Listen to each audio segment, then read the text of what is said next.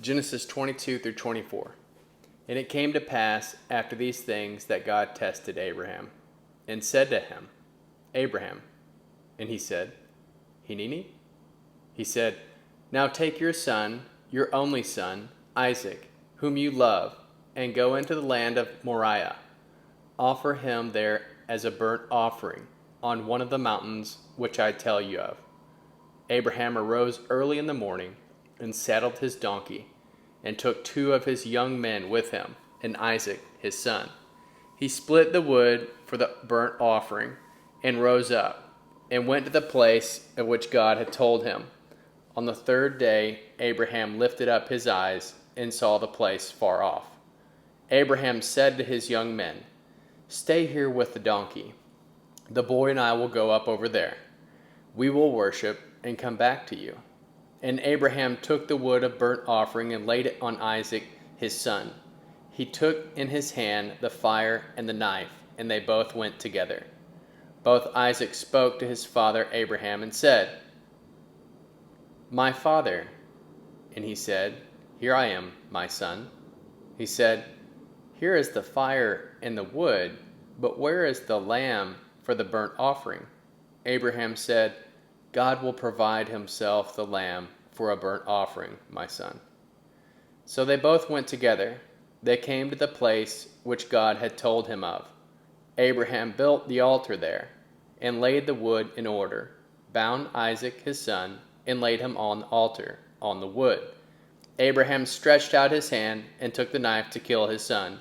But the angel of Yahweh called to him from heaven, and said, Abraham, Abraham. He said, Hineni? And he said, Do not lay your hand on the boy, or do anything to him. For now I know that you fear God, since you have not withheld your son, your only son, from me. And Abraham lifted up his eyes, and looked, and saw that behind him was a ram, caught in the thicket by his horns.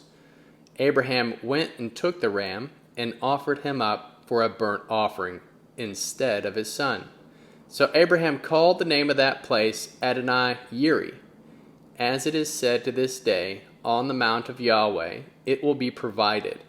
The God of Yahweh called to Abraham a second time from heaven and said, I have sworn by myself, says Yahweh, because you have done this thing, and have not withheld your son, your only son, that I will bless you greatly, and I will multiply your seed greatly, like the stars of the heavens, and like the sand which is on the seashore. Your seed will possess the gate of his enemies. All the nations of the earth will be blessed by your seed, because you have obeyed my voice.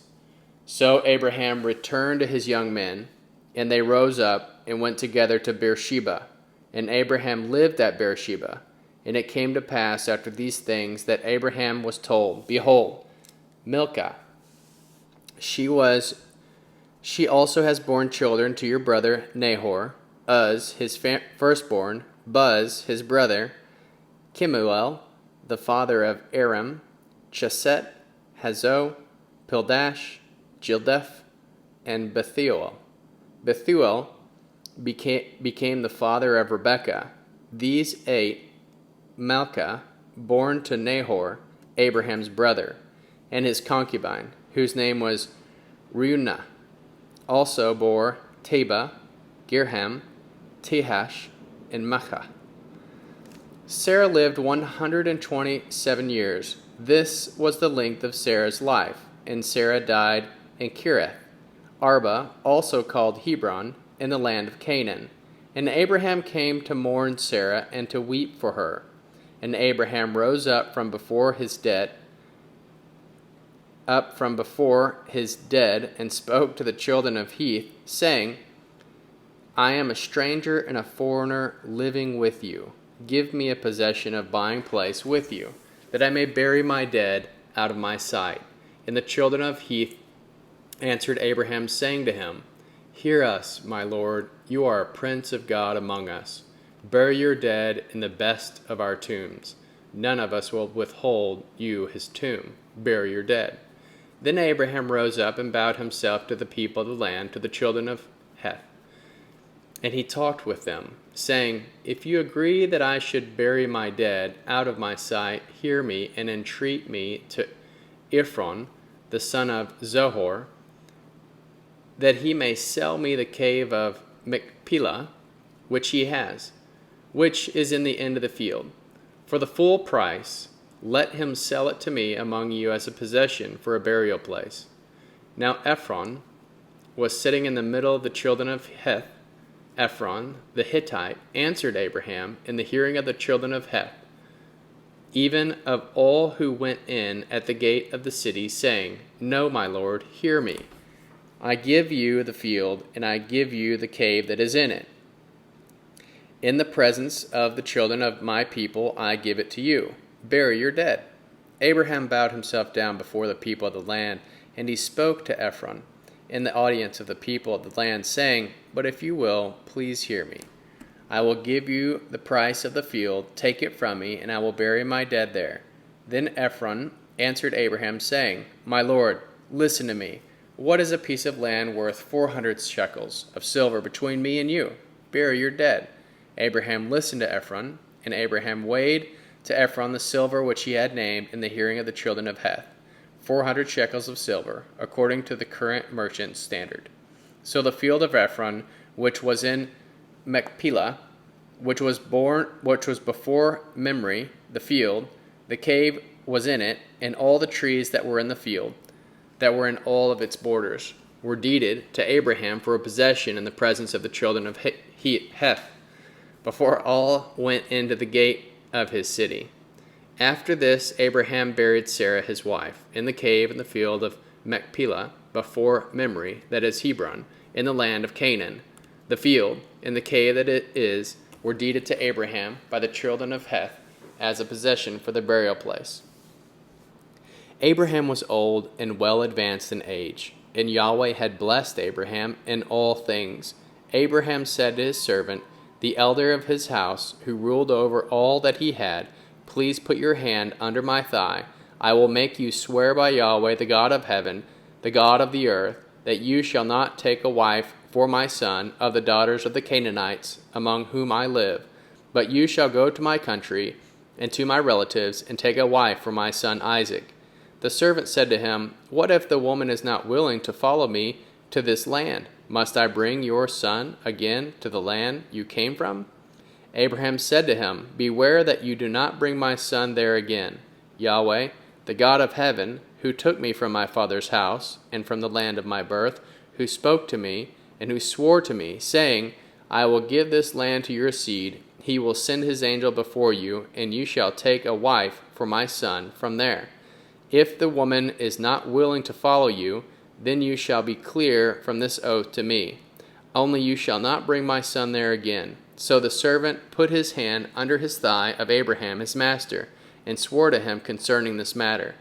The servant took 10 of his master's camels, and departed, having a variety of good things of his master's in his hand. He arose and went to Mesopotamia, to the city of Nahor, and made the camels kneel down outside the city by the well of water at the time of evening, the time that women go out to draw water. And he said, Yahweh, the God of my master Abraham, please give me success today, and show kindness to my master Abraham. Behold, I am standing by the spring of water. The daughters of the men of the city are coming out to draw water. Let it happen so that the young lady to whom I will say, Please let down your pitcher that I may drink, and she says, Drink, and I will also give your camels a drink. Let her be the one you have appointed for your servant Isaac. By this I will know that you have shown kindness to my master. And it came to pass, before he had finished speaking, that behold, Rebekah, who was born to Bethuel, the son of Milcah, the wife of Nahor, Abraham's brother, came out with her pitcher on her shoulder. Now the young lady was very beautiful to look at, a virgin.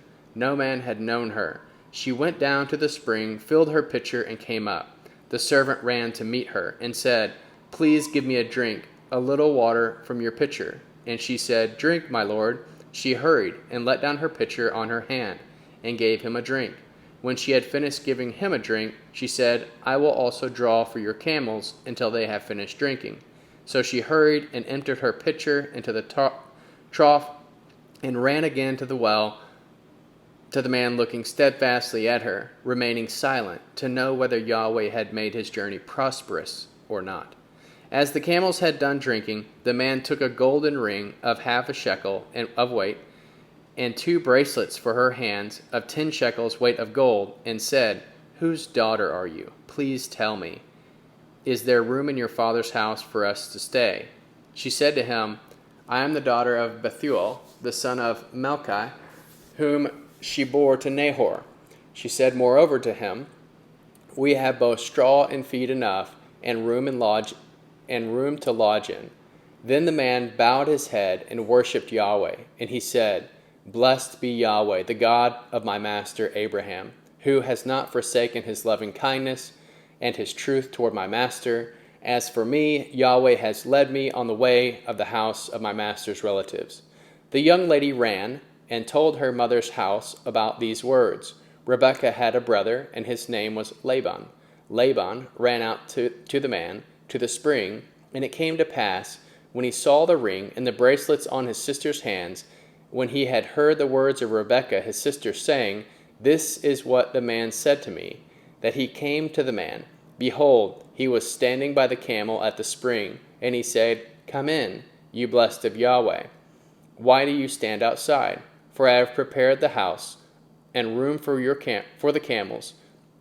The men came into the house, and he unloaded the camels.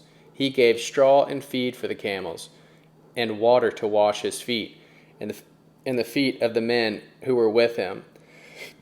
Food was set before him to eat. Before he said, I will not eat until I have told my message. He said, Speak on.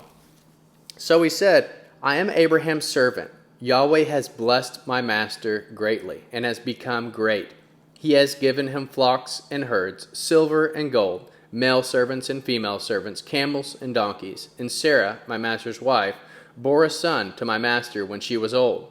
He has given all that he has to him. Now my master made me swear, saying, You shall not take a wife for my son from the daughters of the Canaanites in whose land I live.